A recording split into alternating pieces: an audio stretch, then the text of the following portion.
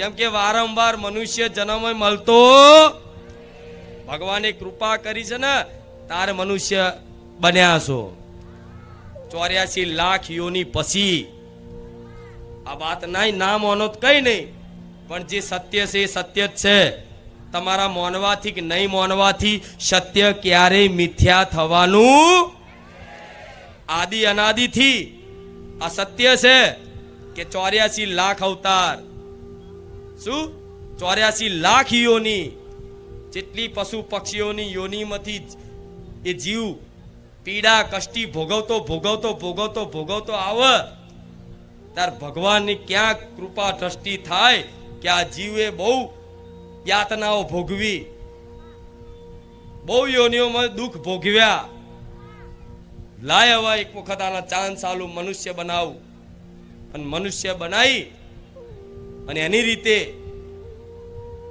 જાતે કદાચ પ્રયાસ કરે કે હું કેમ ધરતી પર આવ્યો છું હું શું કામ આવ્યો છું મારું લક્ષ્ય શું છે મારો ઉદ્દેશ શું છે મારે ક્યાં જવાનું એનું સાચું ક્યાંક સદગુરુના શરણમાં જઈ સાધુ સંતોના શરણમાં જઈ કોઈ મહાપુરુષના શરણમાં જઈ અને ક્યાંક આધ્યાત્મિક સાચું જ્ઞાન પ્રાપ્ત કરી લે અને સંતોના મુખથી નીકળેલી વાણી સાંભળી એ જ્ઞાન જીવનમાં અમલ કરી અને જ્ઞાનના આધારે જીવન જીવવાનો પ્રયાસ કરે આધ્યાત્મિક રીતે ભક્તિમય રીતે તો એ જીવને ક્યારેય હું ફરી કોઈ આવી જાતની દુઃખની યાતનાઓ ભોગવાઈશ ભગવાને આટલી દયા કરી છે તો રૂપિયા ગાડી બંગલા માન સન્માન ઇજ્જત ખાતર ભગવાનના ના ખોતા માતાજી ના ખોતા ભલે લૂંટાઈ જવું હોય તો લૂંટાઈ જાય બધુંય અરે બધું લૂંટાઈ જશે તમારા જીવનમાં કશું જ નહીં રે હું એવું કહું છું બધું લૂંટાઈ જાય પણ હું લૂંટાવાની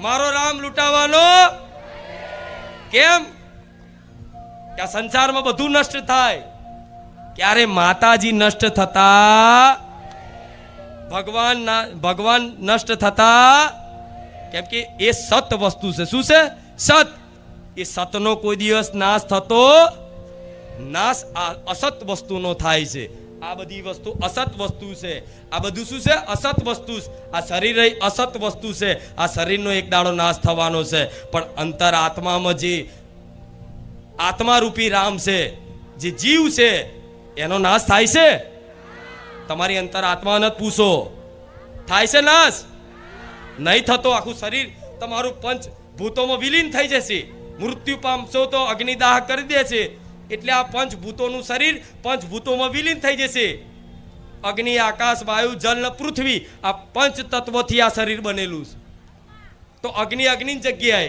પાણી પાણીની જગ્યાએ પૃથ્વી જેમ કે આ શરીર છે દેહ છે માટીનો બનેલો છે પૃથ્વી સમાઈ જાય જલ જલની જગ્યાએ આ શું ખોટું વાયુ વાયુની જગ્યાએ એ વિલીન થઈ જશે રહેશે શું ખાલી રાખ આ શું ખોટું આ ડરવાની જરૂર નહીં પણ તમે અલગ છો આ શરીરથી તમે અલગ છો એ સુધી પહોંચવાનું છે એ સાચું સાચું જ્ઞાન આધ્યાત્મિક જ્ઞાન કહેવાય અને આ સાચી કૃપા કહેવાય તો શરીર માટે આ બધું ભેગું કરવા માટે શરીરને જોઈએ શું 2 ટાઈમ ખાવાનું પહેરવા કપડા આ શું ખોટું ઊંઘવું હોય તો પંખો જોઈએ એસી જોઈએ તો ભગવાન માતાજીની કૃપાથી આટલી વ્યવસ્થા થઈ જતી ઉપર માથે છત હોય પહેરવા કપડા મળતા હોય ખાવા સારું મળતું હોય 2 ટાઈમ હરખી રીતે ખાઈ શકતા હોય બરોબર એક રહેવા સારું ઘર હોય બધું એક નાનું સાધન ઘરમાં હોય તો સંતોષ માણસને ચમ નહીં થતો આ અસંતોષ જ તમને ભટકાવે છે આ પૂછો અંતરાત્મા શું આ અસંતોષ જે છે ને બધું હોવા છતાં અસંતોષ લાગે કમી લાગે હજુ કંઈક ઓછું છે હજુ આટલું કરી લો હજુ આટલું કરી લો હજુ આટલું કરી લો આ અસંતોષ જ તમને ભટકાવે છે પણ જો મારા જેવી માતાની કૃપા થાય ને તો તમે ઝૂંપડામાં રહેતા હોય ને તો ઝૂંપડામાં સંતોષ આવી જાય ભલે હું ઝૂંપડામાં પણ હું રાજી છું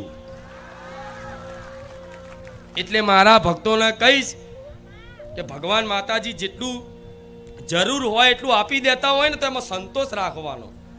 ક્યારે કામનાઓ વધારવાની. કોઈ ગાડી લઈને ફરે તો એનું નસીબ છે, એના કંઈક પુણ્ય પૂર્વના કંઈક પુણ્ય હારા હશે તેના ફળ સ્વરૂપ, એ ફળ સ્વરૂપ એને એ ગાડી બંગલામાં ફરવાનું મોજ શોખથી રહેવાનું એને એ ફળ મળ્યું છે, એ એનું નસીબ છે, એ એના કર્મ છે. તમારે જો ગાડી નહીં તો બીજાની ગાડી જોઈ અને ઈર્ષા કરી અને એના જેવું થવામાં તમારી જિંદગી બરબાદ ના કરતા. આજ આખો સંસાર એકબીજાને દેખાદેખી મરી જાય છે, દેખાદેખી મરી જાય. કાકાના દીકરાના કાકાના દીકરાના લગ્નમાં આટલો ખર્ચો કર્યો તો હું મારા દીકરાના લગ્નમાં એનાથી 4 ગણો કરું. ભલે પછી દેવું થઈ જાય, ભલે જમીન વેચાઈ જાય, ભલે ચોકથી વ્યાજે લાવે, ભલે ચોકથી લોન લે, પણ વટ બતાવવા માણસ ગમે તે કરે, પછી લોન ભરાય નહીં, દેવું માથે થઈ જાય, માગવા વાળા લોહી પી જાય, એટલે કે હવે મારે દવા પીને મરી જવું છે. તો શું ખાવા દેવું કર્યું? તને કોણ કહેતું તું વટ બતાવવાનું? આ શું ખોટું? હવે આ દુઃખનું સમાધાન સમનું કરવું મારે કહો? આખો સંસાર આમાં જીવે છે દેખાડા કરવામાં. એક ઘર હોય તો ના મારો બંગલો જ બનાવવાનો. જો એના કુટુંબમાં કોકે મોટું છે 2 માળનું ધાબા વાળું ઘર બનાવ્યું અને એનું પતરા વાળું હોય તો ગમે તે કરીને કે હારું મારે હવે ધાબુ ભરવું પડશે આવતા વર્ષે. એ આવતા વર્ષે ધાબુ ભરવા માટે જમીન વેચે, કા દાગીના વેચે, કા વ્યાજે લાવે 10%, કા લોન લે. પછી લોન બોન ભરાય નહીં. ને મારા જેવી માતાને પાર્યા માડી બહુ દુઃખી છું માં, બહુ દેવામ છું. તું કે તું દુઃખી થવાના મતામાં છું, તું લે દુઃખી જા, એવું જ કહું ને. તો એને શું સમજાવું કે તને કોણ કહેતું તું ઉતાવળ કરવાનું? અરે કોઈક બંગલો રાખે તો ભલે રાજી રહેવાનું કે આને પૂર્વને કોઈ કર્મો હશે, કા કોઈ ભગવાન માતાજીની કૃપા હોય, ગમે તે હોય, પણ એના નસીબનું છે, મારા નસીબનું જોવાનું છે. આ શું ખોટું?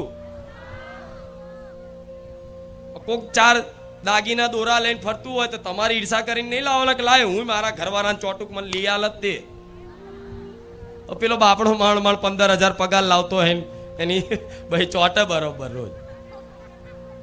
પેલી જોડે આટલું છે તેટલું છે, આ બધું નહીં કરવાનું. પરિસ્થિતિને અનુકૂળ રહો તમે. શું? પરિસ્થિતિ જેમ છે એના અનુકૂળ રહો. પરિસ્થિતિને અનુકૂળ કરવાની કોશિશ જેણે કરી એ બધા ડૂબ્યા છે. પરિસ્થિતિ તમારી અનુકૂળ ક્યારે થવાની? પણ પરિસ્થિતિ અનુકૂળ તમારે થવું પડશે. જેવી પરિસ્થિતિ છે એ પરિસ્થિતિમાં કઈ રીતે રહેવું એ તમારે આવડત કરવી પડશે. આ શું ખોટું? આ જ્ઞાન લો, આ તો જીવનમાં ક્યારે દુઃખ નહીં લાગે. પણ આ બધું ચોય સાંભળ્યું જ નહીં.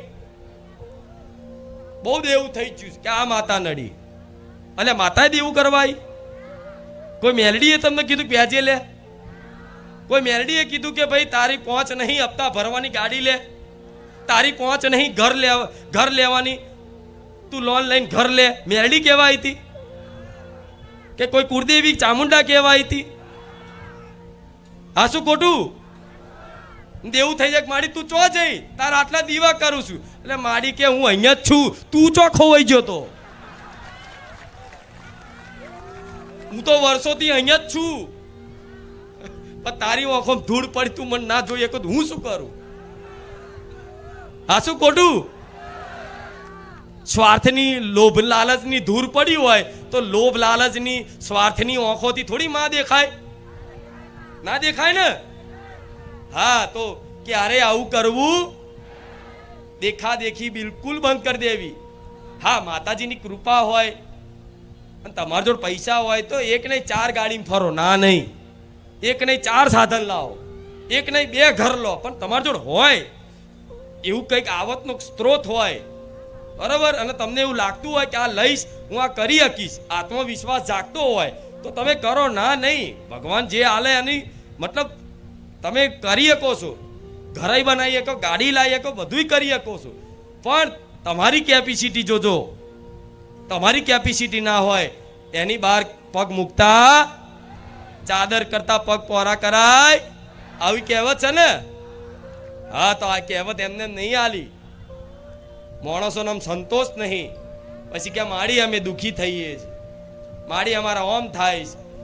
અમુક કે માડી અમારા દીકરાનો સંબંધ નહીં થતો, માડી અમારી દીકરીનો સંબંધ નહીં થતો, માડી તારી મોનતાય રાખી, માં બહુ ભૂવા કર્યા, માડી શું નડે છે ખબર નહીં પડતી, માં ચોક હગું મોણ આવે છે અને પાછું તૂટી જાય છે, શું તકલીફ છે મારી? કોઈ દેવ નડે છે, કોઈ ભૂત નડે છે, કોઈ કરી નાખ્યું છે, માં ખબર નહીં પડતી. આ કારણ શું છે? ઓ મારે એને કેવું હોય કે જ્યારે કાકાની દીકરીનું હગું થતું હતું ને તે તોડાયું હતું કોકને હરિહંચા કરી, તારે તારી દીકરીનું તારા દીકરાની વાત આવી ને તારે તારામાં કોકે હરિહંચા કર્યા. આ કેવું હોય? ચમનું કહું મારે? હા, શું ખોટું? કોઈ મારા આશ્વાસન આલવું પડે કે જા ચિંતા ના કર થઈ જશે. હા, શું ખોટું? આ શું કે કર્મનો સિદ્ધાંત વરીને પાછું આવા ને હવે આવું માણસ કોઈ કબૂલે? હવે આમાં માતા નડે? તમે કોકની ફોહો મારી છે ભાઈ, આની છોડી તો આમ છે, આનો છોકરો તો આમ છે, દારૂ પીવે છે, આ કરે છે, તે કરે છે. તમે તમારી કોક તમારા દીકરાનું ચોક હગું જોવા જાવ ગમતું હોય ને હગાએ થઈ જાય પછી કોક આવે, ના કરશો, આ તો તમને નહીં ખબર, આ તો આમ છે ને આ તો તેમ છે. એટલે છેક વાત આવેલી હગાઈ થયેલી ને બધું પછી છેલ્લે તૂટી જાય. એટલે કે હા માડી હગાઈ તો થઈ જતી તારી કૃપાથી, પણ તૂટી જાય. પણ હું શું કરું? મેં તો કૃપા કરી હતી પણ તારું કરમ આડું આવ્યું, તારું કરમ આડું આવ્યું. કરમ આગળ તો પછી મારે શું કરવું પડે? હા લે, હવે તો હું શું કરી શકું? જેમ કે ભગવાને નિયમ બનાવ્યો છે, આ નિયમ વિરુદ્ધ હેડાય? હા, શું ખોટું? આ વાત મારી વિશ્વાસ કરો તમે, નિયમ વિરુદ્ધ ચલાય? હા, નિયમ વિરુદ્ધ ક્યારે હું જઉં? ભલે કરમ આવ્યું હોય પણ તમારી અપાર ભક્તિ મારા પ્રત્યે હોય, અપાર ભક્તિ મારા પ્રત્યે હોય અને પૂર્ણ સમર્પણથી તમે મારા શરણે મારા આશ્રિત રહેતા હોવ અને ભક્તિનું બેલેન્સ, ભક્તિનું બળ ધીરે ધીરે વધ્યું હોય તો કદાચ કર્મનું દુઃખ આવે, મારી કૃપા થાય અને કોઈ વાત બની જાય અને કર્મનું દુઃખ આવે, એ વાત અચકાવે, તો જો તમારી ભક્તિ હોય ને તો એક કર્મને એક બાજુ પછાડી નાખું, એ ખોખાર મેળવી છું. પણ ક્યારે એ પ્રમાણની તમારી ભક્તિ હોય, કર્મનું ફળ એ આપવા આવ્યું હોય, દુઃખ એ દુઃખ આટલું હોય ને આટલું, તો ભક્તિ આટલી જોઈએ. શું આટલું દુઃખ હોય તો આટલી ભક્તિ જોઈએ, મૂળ વધાર જોઈએ તો એ થાય. 4 રવિવાર ભર્યા હોય, શું ભક્તિ કરી હોય, મોનતા રાખી માડી મારું આ કામ થઈ જાય, અને કામ તો થઈ જાય. કામ થતા થતા છેક કામ આવી જાય, થઈ જાય ને પૈસે માડી છેક કામ થઈ ગયું, અને કામ થયા પછી માડી પાછું આવું થઈ ગયો. મારા ચમનું કહેવું કે મારી કૃપા તો તું પહેલા રવિવાર આવ્યો તો, પહેલા રવિવાર આવી હતી તારી જ મારી કૃપા તારી પર થઈ જતી, અને 2 દાડા 4 દાડા તારું આ કામ થતું તને દેખાઈ ગયું તું, પણ તારું કામ નહીં થવા પાછળ આ તારું કર્મ મને મેળવીને આડું થયું. એટલા માટે તો કહું છું કે કોઈ વસ્તુ માગણી કર્યા વગર ખાલી અહીં આવતા જતા રહો, બધું મને સોંપી દો. ચારે શું હાલું શું કરવું ને મારા હાથમાં છે. સિસ્ટમ મને સોંપો, તમે સિસ્ટમ જાતે કરવા જશો ફેલ થશો. કેમ કે તમારા એ હિસાબ કિતાબના ચોપડા તમે જાણતા. હા, શું ખોટું? તમારા વ્યક્તિગત પૈસાના હિસાબ કિતાબના ચોપડા જાણતા હશો, પણ કર્મના હિસાબ કિતાબના ચોપડા તમે જાણતા. એ મારા જેવી માતા જોણે છે. કેમ કે બ્રહ્માજી જોડે તે તમારા લેખમાં શું લખેલું છે ને એ વાંચીને પાછી આવું, એ મેલેડી છે. એ લેખ તો વાંચી લીધા ચાંદનાય. એટલે કોઈ કામ થતું અચકાઈ જાય તો એવો વિચાર નહીં કરવો, મારી આ કોક છેક આઈને અચકાઈ દેશ, છેક આઈને અચકાઈ દેશ, છેક આઈને અચકાઈ દેશ. હા, શું ખોટું થાય કે નહીં આવું? હા, તો પછી આ વિશ્વાસ રાખો આ વાતનો. એ બાદ ધોન ના આવશે એવા બધા બધા ચૂડેલો ને ભૂતો ને બધું ધૂણે. એ જો અહીંયા આવીને શું કરતા હોય, એ આત્માઓ હોય. એનો ઉદ્ધાર કરવા માટે એમ કે માડી માડી ઓ માડી માડી મને કર્યા કે તારે વસ્તીને કે તને પોણી પોણી પીવડાવ. આ શું ખોટું? એટલે અને હોય છે બધું. મારી ભૂત હોય તો માતા છે, ભૂત ચમ ના હોય? આ શું ખોટું છે? સૂક્ષ્મ શક્તિઓ છે, ભૂત પ્રેત બધું છે જગતમાં. એવું નહીં. હવે કે છે કે મારી આવું ના કે અમને તો સારું ઘેર એકલા જવાનું રાતે. મારી કોઈ બીવડાવશે તો અરે મારું નામ લઈને હેડો હેડો તો એ ભૂતને એમ કે રામ રામ કેવડાવું એ મેળવી છું. આ શું કહું, તમે વિશ્વાસ નહીં કરો, ભૂતે આવીને એમ કે રામ રામ મારી. જો કે બધાને દેખો ના દે, બધાને આભાસ ના થાય અને એવો ડરે જીવનમાં નહીં રાખવો. અને રામ રામ જપશો તો આ ભૂતોનો ડર જતો રહે. ભૂત આવીને હોમે નાચશે ને તોય તમે ઉભા રહીને જોયા કરશો.